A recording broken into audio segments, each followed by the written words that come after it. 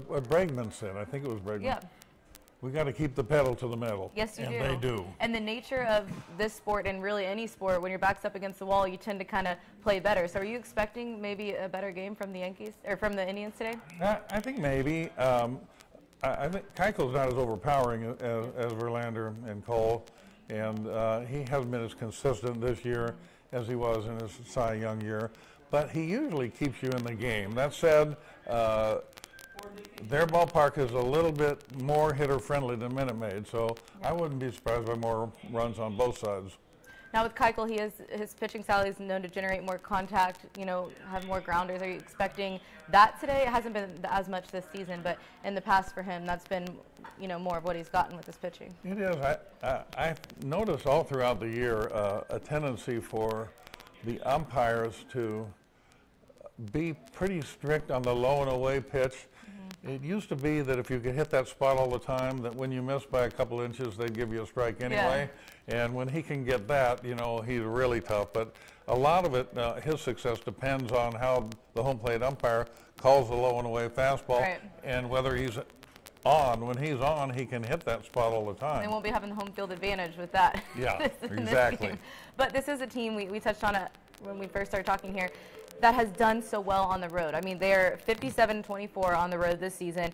That's the second best record since 1961, ever in baseball. So they know how to win on the road. Is that something that you think is going to also happen in the playoffs?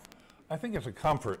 Yeah. Obviously, it'll be a hostile crowd. I know a lot of people that could get tickets would go up from Houston to watch it, but the Indians will have mostly fans on their side. And yeah, the Astros have dealt with that during the regular season. I think it gets more intense in the playoffs because there's a deadline. Yes. During the season, if you go into a losing streak, you can also follow it with a winning streak. Now you really can't do that. And in this case, they're getting their very best from Cleveland because they know that, hey, this is our last shot. We gotta do it right here. This is our last game. Their rotation has not been quite as good as the Astros rotation, but it's been in a top tier. Both of their rotations have been incredible. I think we're a little bit deeper in the bullpen, but their starters can be really tough. And Clevenger going today, he's got a lot of movement on his fastball. I mean, you have that, it's really hard to square it up and hit it hard. We'll see.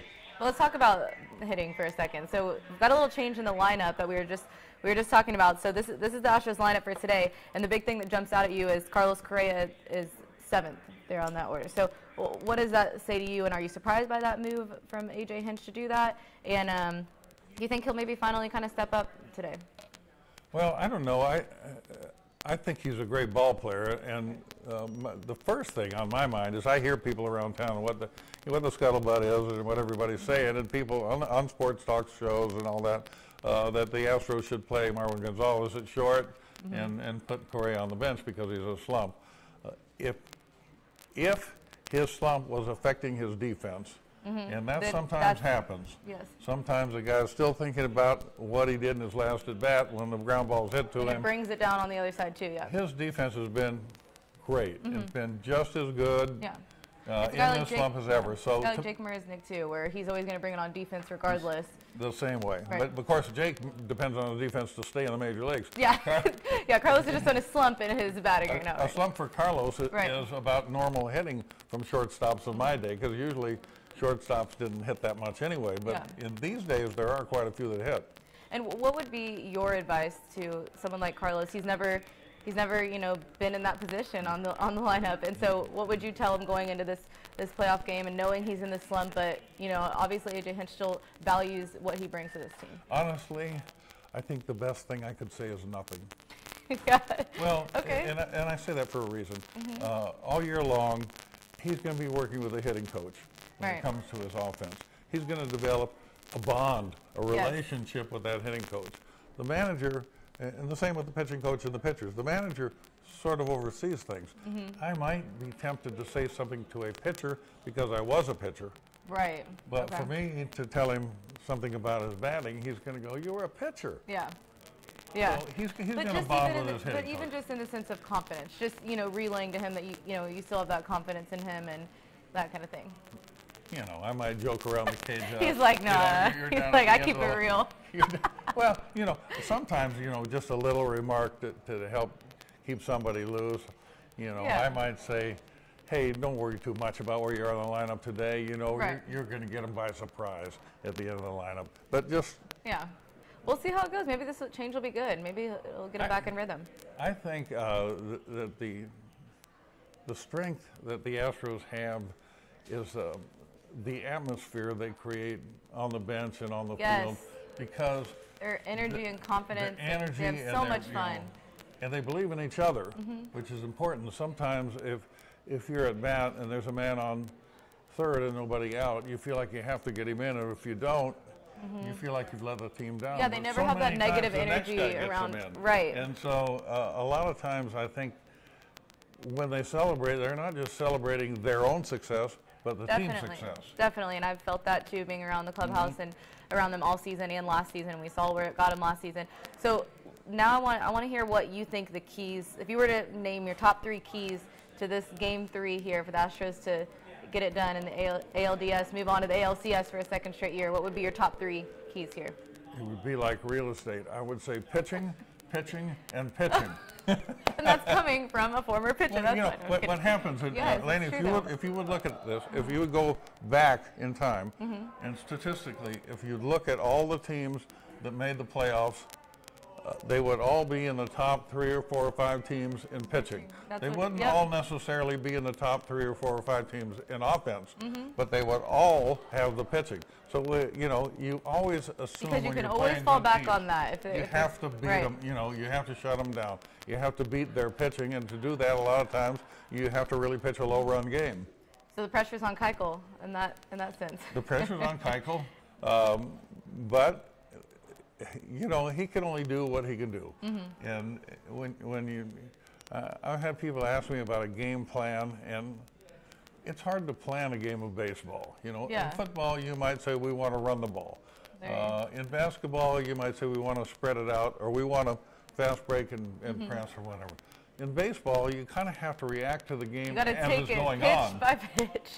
I'm sure that's how I would think. So I was also going to mention, those of you who are joining us on either Facebook Live, YouTube, or clicktohouston.com, I've got the Facebook Live pulled up here right now. So if you have any questions that you want to ask for us, let us know, and we'll try to answer those if you can see those questions. Yeah, no, that's a lot younger than me.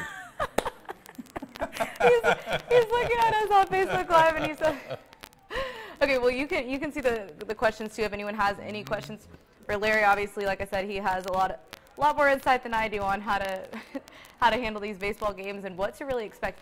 Being honest here, I want you to be honest. I know we're on Facebook Live, but do you think the Astros will sweep this series and move on, or do you think it may take another game? To be honest, if I had to guess, I would say that they would lose a game today. Okay. Not for any other reason to do with Keuchel, or not because they're hitting, or not because of the other pitcher, but just because it's hard to beat a team of that quality 3 straight times. If you've made it to the playoffs, you made it there for a reason. If you're in the postseason, that's the nature of postseason baseball. And like I said, with their backs up against the wall, I think, and in their home, you know, at home, I think things could be different. I wouldn't be surprised by that either. I would be surprised if they looked like they were pressing, like they looked like they were desperate. You know, I think they're going to have the same sort of swashbuckling style that they've had all year, and they had all year last year. So I don't think they're going to lose any enthusiasm, or they're going to tighten up and you know, fail to hit that pitch that they should hit, or make the pitch that they should make. I think they're going to be just as competitive as they always are. I'm just afraid that Cleveland will be too. Yeah, exactly. So what do you expect from Clevenger? And I know you had mentioned you think he's pitched pretty well against the Astros from the games that you've seen. The game that I saw, his fastball was running and sinking, and he had a good breaking ball. So that being the case, he's probably a ground ball pitcher. If he's a ground ball pitcher, that's an asset in their ballpark, because their ballpark is home run friendly. Of course, the Astros are home run hitters. I love learning from these things from you. Yeah, so, you know, and with a natural grass infield, everything else, I think he's going to try to keep the ball down, and he's going to try to keep the Astros hitters hitting the ball on the ground. And if he's as good as he has been in a lot of his starts this year, he'll do that. But ground balls can go through the infield too. Yeah. So even if you get ground balls, if you're hitting them hard, Yeah. a lot of them will be hits. But you think you're going to try and keep the Astros inside the Keep ballpark? them in the ballpark. They don't want to. That's why, and of course Keuchel the same way. He's going to try to keep the Indians in the ballpark. But that's not easy to do when you're going up against Alex Bregman, keeping him in the ballpark. We see. I mean, he has been so uncanny in big games that it's hard to believe. It almost seems like he can hit a home run on request. It's because insane. He doesn't stay. When it happens, you just think like this can't be happening again. I know. It seems like Groundhog Day. Oh, another game, another Alex Bregman homer. Okay, I have a question from Anita Rogers. Thank you, Anita, for chiming in. Do you think the starters are being taken out too soon? Anita, they're being taken out sooner than I would, but I don't know what the analytics say. If I were managing in this day and age, and I had a general manager like Jeff Lunau, I would be saying, okay, what have you got for me? Yeah, you're trusting what he's bringing to you with those numbers. What I've heard is that they have analytics that say the third time through the lineup, starting pitchers have trouble. And I don't know. And is that because the batters are adjusting to them? That's what, maybe the hitters, maybe the pitcher's losing a little bit, but probably more than that, the hitter has seen all of his pitches and he's got a little bit better idea how they're going to move. But I also know from my own experience, if you pitch as many complete games as I have, that a lot of times I was better at the end than I was at the beginning. Right. And I think when Nolan came over here from the Angels, that he had a string of something like 120-something games in a row where if he was ahead in the ninth, he finished and they won. Right. Of course, Nolan's a step beyond me, and so I think whether I let a guy go longer or not, is it cool outside? Does he look like he's not laboring? Does he look like it's pretty easy for him? I'd say let him go. If it's real hot, or it looks like he's really having to struggle to get out of trouble all the time. So, yeah, sometimes I'd probably leave him go longer. And that's one thing I noticed in Game 1 with Verlander, and I think any competitor is going to be like this, but you could see he was a little bit disappointed when he got taken out there. But I think that's any of those guys are going to be that I think way. he's been around long enough that he has pitched the early part of his career at a time when it was different. Now every team does the same thing. Right. It's not like A.J. Hinch is yanking guys early and he's Captain Hook like Sparky Anderson used to be. Every manager's doing the same thing. Yeah, but Verlander's sitting there thinking, I can keep going, I'm good. Peter Manry says, hey Larry, this is nobody. Oh, whatever, Peter. Thanks for your service to Houston, the Astrodome, and to baseball. So that was very nice. And on that note, we're going to wrap it up here. We will be coming back live in the third inning to talk about what's going on in the game, in the sixth inning, and post-game. Post-game, we're going to have some fun and get some emojis involved with our opinion of things that are going on. So we hope you join us then, and we will see you guys later.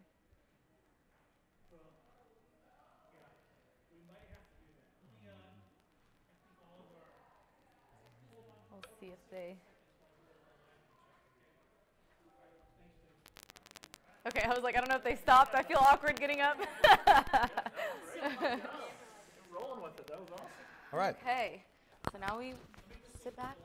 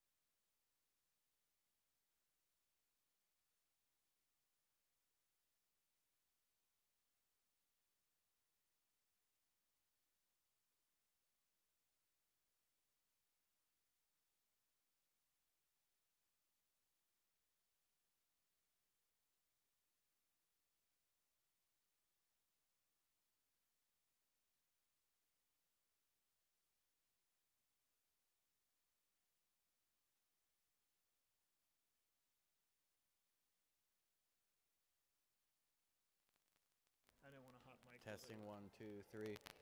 So what I've been doing, what I did was I turned it down to about there. So if we come up to anywhere close to there, it's going over.